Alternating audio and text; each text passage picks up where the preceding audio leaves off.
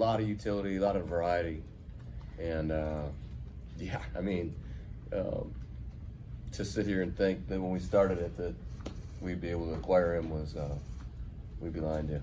How surprising was to see that? I mean, I know there's a lot of projection of offensive guys, but what was it, 14 picks to see that many offensive guys in the room? Yeah, we've never ever seen that, and 6 quarterbacks, all the offensive linemen, every kid. We had a good feeling about the offensive linemen, and then the quarterbacks. We kind of mocked it out that way. Really, obviously, I mean, not obviously, we mocked it out that way. No, it was obvious. Yeah, we totally had that nailed. Yeah. But yeah, that was pretty rare. And then Latu went right before Byron, and it was just coming down there. And we had 4 opportunities, and we were ready, but he just kept coming. So we were super blessed, and we just stayed and picked. Mike, what stood out to you about Murphy when evaluating him?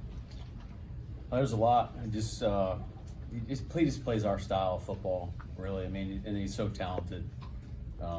Versatility along the front. Plays such an aggressive player. Plays violently. Heavy hands for a guy like shorter stature, flexible. Pass rush flexibility, you name it. But yeah, just really excited to have him. And what does that position do for me?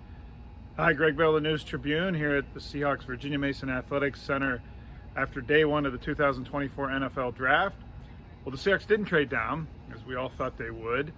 They had 4 trade offers to John Schneider, the general manager, said.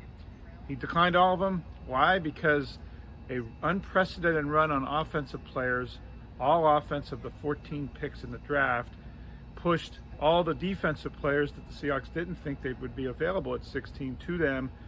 And with the 16th overall pick, the Seahawks took Byron Murphy, the defensive tackle from the University of Texas. His value over, say, Dallas Turner, who was also available, the top edge rusher in the draft. I mean, heck, every single defensive player in the draft except one, Latu, who went from UCLA, who went to 1 spot ahead of Seattle with the 15th pick.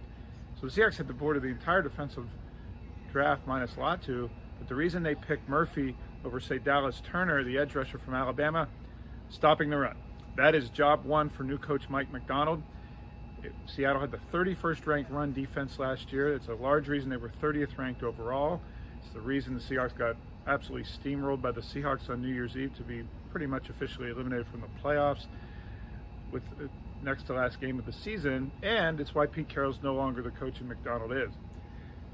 We were asking Macdonald about how Byron Murphy fits in on this defensive line. He's 326 pounds, up around 320, played around 300 at times at Texas. He was a nose tackle at 300. He's a former grade school into high school running back and linebacker, and he has his speed off the ball to beat offensive linemen. And we asked Macdonald, okay, how's he going to fit on the Seahawks line? Well, the Seahawks see him as a multiple defensive tackle, and Macdonald said that he could play anywhere. He could play 3 technique, he could play 5 technique out by the tackle. He could play over the center as a nose, as he did at Texas. And he said he's going to use him like Leonard Williams, the Seahawks top off-season priority, whom they re-signed for a $64 million contract. They wanted and coveted Williams to do the same thing, to move up and down the defensive line.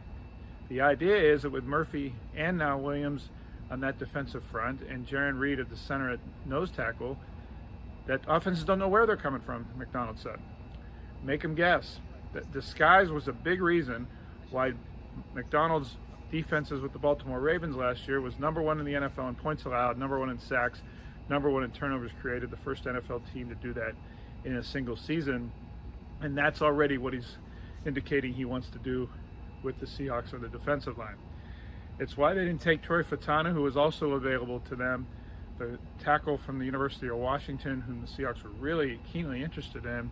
Fatano ended up going 20 to the Steelers.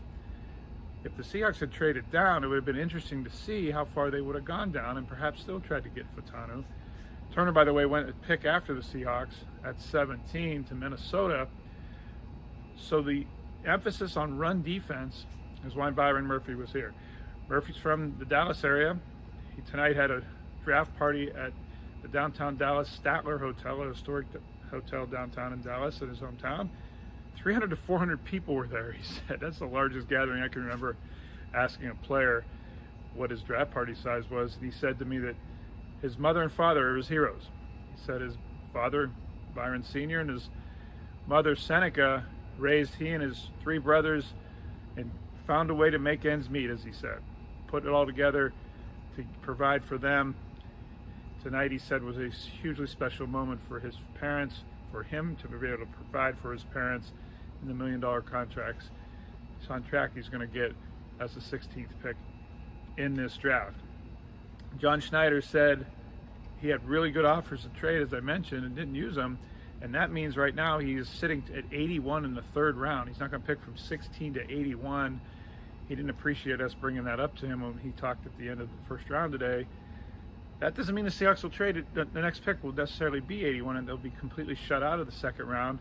There are opportunities to trade. It will probably take either a future draft pick or a player or both, current player on the Seahawks current roster and or a future draft pick in order to get into round 2, because the Seahawks don't have the draft capital in this one to get into round 2. They have a 3rd round pick at 81. They have 2 picks in the 4th, 2 in the 6th on Saturday, and 1 in the 7th.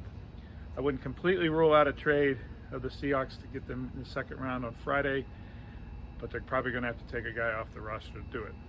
All my coverage is at thenewstribune.com, on Twitter at GBellSeattle. Michael Penix going 8th overall to the Atlanta Falcons, part of 6 quarterbacks taken in the first 12 picks, also pushing Byron Murphy down to the Seahawks. Seahawks never had a chance to make a decision on whether they would have taken Penix with his offensive coordinator Ryan Grubb now on Seattle staff, because Atlanta made that choice for him.